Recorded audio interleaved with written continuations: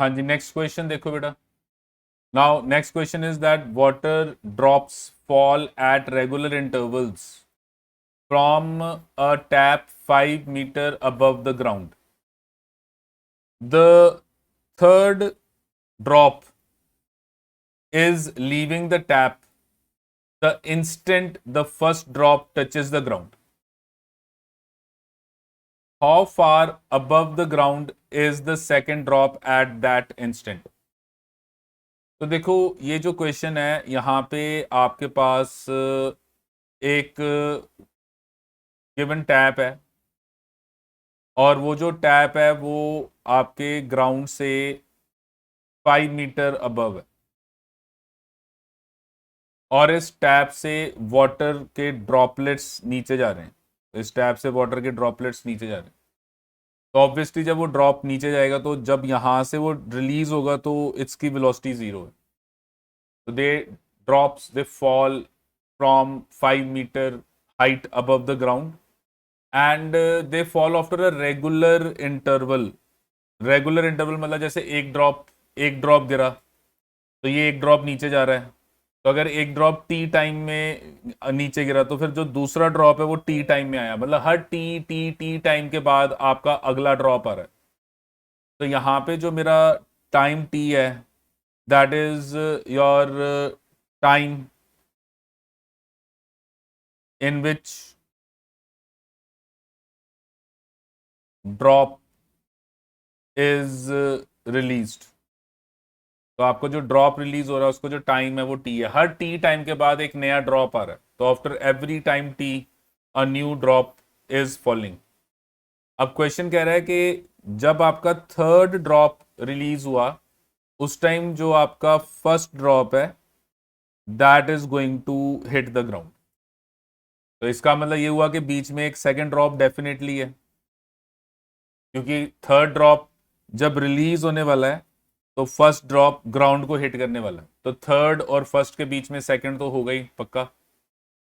अब हर T interval में एक ड्रॉप निकल रहा है। तो अगर राइट नो मैं अभी देखूं ये थर्ड ड्रॉप अभी अगर रिलीज होने वाला है तो सेकंड ड्रॉप कब आया? T time. और ये जो फर्स्ट ड्रॉप है ये कब आया था? Twice of T. Why? Because हर टी इंटरवल के बाद अगला ड्रॉप आ रहा है। तो ये जो 3 और 2 के बीच में जो टाइम इंटरवल है वो टी है, और 2 और 1 के बीच में भी टी है। तो 1 जो है वो उसको कितना टाइम हुआ है नीचे आए को, उसको ट्वाइस ऑफ टी टाइम हो गया। और 2 ने कितना नीचे डिस्टेंस ट्रेवल किया? टी। और 3 जस्ट अभी रिलीज हुआ है। तो यहाँ पे हर रेगुलर इंटरवल में ड्रॉप गिर रहा है, मतलब जैसे 1 सेकंड के बाद ड्रॉप गिर रहा है तो 1 सेकंड, फिर दूसरे सेकंड में दूसरा ड्रॉप, तीसरे सेकंड में तीसरा, ऐसे एक ड्रॉप गिरा टी सेकंड, फिर दूसरा ड्रॉप गिरा वो टी सेकंड के बाद गिरा, तीसरा ड्रॉप गिरने वाला है। तो ये दूसरे और तीसरे ड्रॉप में जो टाइम इंटरवल का फर्क है वो टी है, और दूसरे और पहले में जो टाइम इंटरवल का फर्क है वो भी टी है। तो यहां से थर्ड से लेके फर्स्ट तक जो टाइम इंटरवल का फर्क है वो कितना हो जाएगा? Twice of T. So this means that your first drop has fallen down for how much time? Twice of t time. तो अगर मैं यहां पे ये प्लेस को A कह दूं, इसको B कह दूं, इसको C कह दूं, तो A से लेके C तक अगर आप मोशन लो और आप ड्रॉप 1 को स्टडी करो, तो ड्रॉप 1 कितना टाइम लिया ड्रॉप 1 ने नीचे आने को? ड्रॉप 1 ने नीचे आने को जो टाइम लिया वो ट्वाइस ऑफ टी है। वे टी क्या है? टी यहां पे आपका इंटरवल है, हर इंटरवल जिसमें ड्रॉप नीचे गिर रहा है। तो drop 1 will reach the ground in this much time. और ड्रॉप 1 जब रिलीज हुआ था तो उसकी इनिशियल वेलोसिटी 0, और डिस्टेंस जो उसने ट्रेवल किया है वो कितना है? 5 मीटर। और अंडर ग्रेविटी है तो acceleration due to gravity that is 10 metre per second square. अगर मैं ड्रॉप 1 के लिए मोशन लूं तो s is equal to u t plus half a t square. तो from here 5 is equal to 0 plus half 10 into twice of t का square. Twice of t क्यों? क्योंकि ये आपका टाइम ट्वाइस ऑफ टी है, तो ये ट्वाइस ऑफ टी का स्क्वायर। तो अब इसको सॉल्व करो। तो जब आप इसको सॉल्व करोगे तो तो आपके पास जो टी स्केयर है वो आ गया 1/4, तो टी की जो वैल्यू आई वो कितनी आ गई 1/2। तो ये जो टाइम इंटरवल लग रहा है, टाइम इंटरवल लग रहा है वो कितना आ गया 1/2, means drop falls after every half second.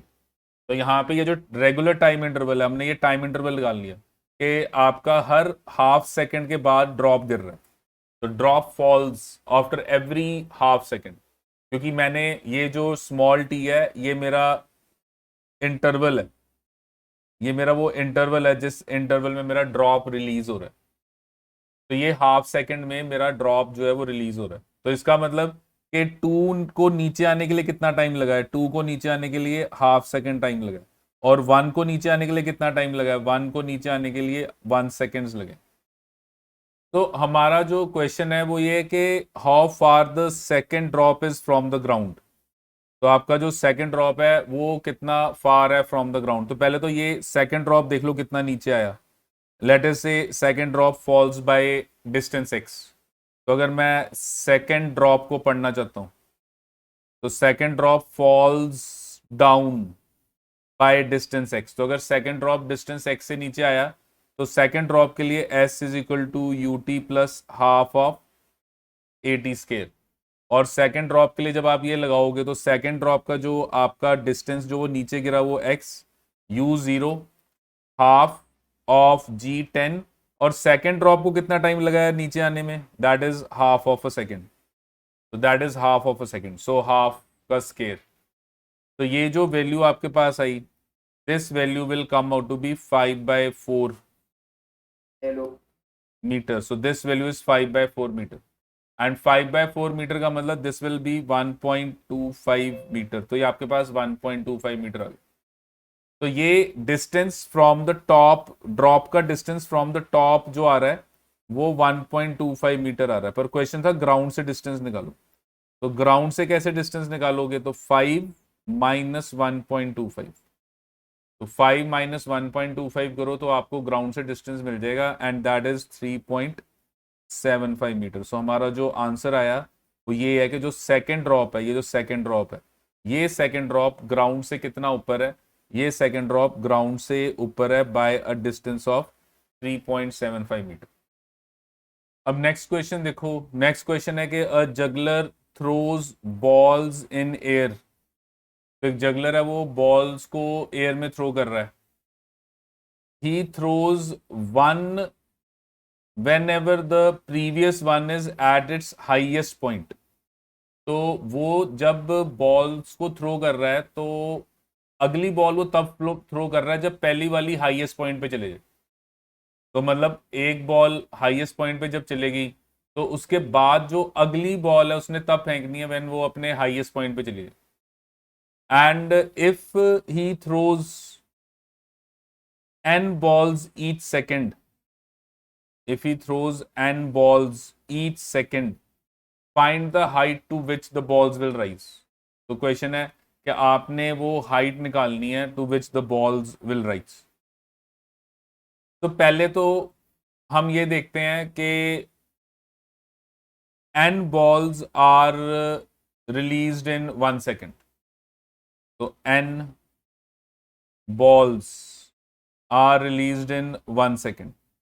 तो n balls 1 सेकेंड में रिलीज हुई। तो 1 बॉल को रिलीज करने का कितना टाइम लगेगा, तो 1 बॉल को रिलीज करने का टाइम जो है वो 1/n ऑफ सेकेंड लगेगा। तो ये आपका इंटरवल आ गया कि हर बॉल वो 1/n सेकेंड के बाद रिलीज कर रहा है। मींस पहली बॉल फेंकी, अगली बॉल 1/n सेकेंड पे फेंकी। अगर मेरा जो n है लेटर से 10 है, तो पहली बॉल जो है फेंकने के बाद अगली बॉल 1/10 मींस 0.1 सेकेंड पे फेंकी, फिर उसके बाद फिर 0.1 सेकेंड, फिर 0.1 सेकेंड। तो यहाँ पे अगर 1 सेकेंड में हम n बॉल्स फेंक रहे हैं तो 1 बॉल को फेंकने के लिए कितना टाइम लगा, तो 1 बॉल को थ्रो करने में, मतलब 1 बॉल जो थ्रो की है तो उसके बाद जो अगली बॉल थ्रो की है तो उसमें जो टाइम लगा वो कितना हो गया 1/n सेकेंड्स। तो this is the interval in which every ball is being thrown. तो आपने पहली बॉल को थ्रो किया, उसके बाद जो अगली बॉल है वो अगली बॉल इतने टाइम बाद थ्रो की, फिर उसकी अगली बॉल इस के जितना टाइम फिर उसके बाद थ्रो की, तो हर इतने टाइम के बाद, इतने टाइम के बाद हम नेक्स्ट बॉल को थ्रो कर रहे हैं। अब क्वेश्चन कह रहा है कि आपने जैसे एक बॉल थ्रो कर दी, जब वो बॉल अपने हाईएस्ट पॉइंट पे जाएगी, हाईएस्ट पॉइंट मतलब जीरो वेलोसिटी होगी, तब आप दूसरी बॉल को थ्रो करोगे। तो आप जो सेकंड बॉल थ्रो करने वाले हो, ये सेकंड बॉल तब थ्रो करोगे जब फर्स्ट बॉल कहां चले जाएगी, हाईएस्ट पॉइंट पे। और आप सेकंड बॉल कब थ्रो करोगे, जब आपका जो टाइम है वो कितना होगा, 1/n, क्योंकि अभी हमने कहा कि हर बॉल 1/n टाइम के बाद थ्रो करेंगे। तो अगर हर बॉल 1/n टाइम के बाद थ्रो करेंगे, तो आपने जब फर्स्ट बॉल थ्रो की, तो सेकंड बॉल जब आप थ्रो करने वाले हो, जब आप सेकंड बॉल को थ्रो करने वाले हो, तो उस time first ball highest point पे है। क्वेश्चन कह रहा है कि फर्स्ट बॉल हाईएस्ट पॉइंट पे है। अब ये फर्स्ट बॉल को थ्रो करने के बाद जो सेकंड बॉल आपने थ्रो करनी है, उसको जो टाइम लगना है वो ये वाला टाइम लगना है, दैट इज 1/n। तो ये जो फर्स्ट बॉल है ये ऊपर गई है, और ये फर्स्ट बॉल कितने टाइम में ऊपर गई है, ये वाले टाइम, इतने टाइम में फर्स्ट बॉल ऊपर गई। तो this means that if I talk about the first ball, अगर मैं फर्स्ट बॉल की बात करूं, तो इनिशियली मैंने फर्स्ट बॉल को लेट से यू वेलोसिटी से थ्रो किया, और फाइनली वो जो फर्स्ट बॉल है वो जब हाईएस्ट पॉइंट पे पहुंची तो उसकी वेलोसिटी जीरो होगी। तो हमारे पास यहाँ पे जो गिवन फॉर्मूला आ गया वो आ गया v is equal to u plus a t. तो हाईएस्ट पॉइंट पे वेलोसिटी होगी जीरो, u होगी वेलोसिटी जिससे आपने फर्स्ट बॉल को थ्रो किया, और acceleration due to gravity minus g why, because आप अपवर्ड डायरेक्शन पॉजिटिव ले रहे हो और डाउनवर्ड डायरेक्शन जो है वो नेगेटिव होगी।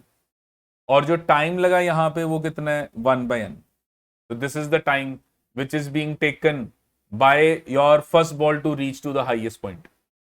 तो हमारे पास जो गिवन केस है उसमें जो हमारा u आ गया वो आ गया g/n। तो ये आपका u आ गया, दिस u इज g/n। अच्छा, अब ये u आ गया आपके पास, क्वेश्चन है कि ये हाइट निकालो, मैक्सिमम हाइट निकालो। तो मैक्सिमम हाइट आप कैसे निकालोगे, तो अगर मैंने मैक्सिमम हाइट निकालनी तो v square minus u square is equal to 2as। तो यहाँ पे जो v हाईएस्ट पॉइंट पे v क्या हो जाएगा, जीरो। u आप निकाल चुके हो, that is g/n whole square is equal to 2 × -g, और आपकी मैक्सिमम हाइट होगी h। तो from here value of h will be equal to how much, तो that will be g square by n into 2g। तो ये g cancel हो गया, तो आपके पास जो मैक्सिमम हाइट आ रही है, that maximum height will be equal to g/2n square. तो आपकी जो मैक्सिमम हाइट आ रही है that will be equal to g/2n square. So this is your required answer. तो यहाँ पे जो मेन बात है वो ये समझनी है कि आपने n बॉल्स को एक सेकंड में रिलीज किया है। तो n बॉल्स को एक सेकंड में रिलीज किया, तो हर बॉल कितने टाइम में रिलीज हो रही है, तो हर बॉल इतने टाइम में रिलीज हो रही है। और क्वेश्चन कह रहा है कि जब आपकी फर्स्ट बॉल जो है वो हाईएस्ट पॉइंट पे होगी तो आप नेक्स्ट बॉल फेंकोगे। तो फर्स्ट बॉल को ऊपर जाने के लिए जो टाइम लगा वो ये टाइम लगा, और फिर इस टाइम के बेसिस पे आपने अपनी सारी कैलकुलेशन की। तो देखो ये क्लियर है क्वेश्चन कैसे सॉल्व किया है। नेक्स्ट क्वेश्चन देखो, नेक्स्ट क्वेश्चन है कि a person throws balls into air velocity upwards in regular interval of time of 1 second। तो यहां पर a person throws ball into air with velocity up and into air have velocity upwards in a regular interval of time of 1 second, the next ball is thrown when the velocity of the ball thrown earlier becomes zero, the height to which the ball rises is। तो देखो यहाँ पे जो question है वो ये है कि भाई आपने एक बॉल को थ्रो किया, तो ये जो बॉल को आपने थ्रो किया, इस बॉल को ऊपर जाने में जो टाइम लगा वो 1 सेकेंड लगा। क्यों? क्योंकि नेक्स्ट बॉल आपने तब थ्रो की है when it is at its velocity zero. तो वेलोसिटी जीरो कब होगी? When it is at its highest point.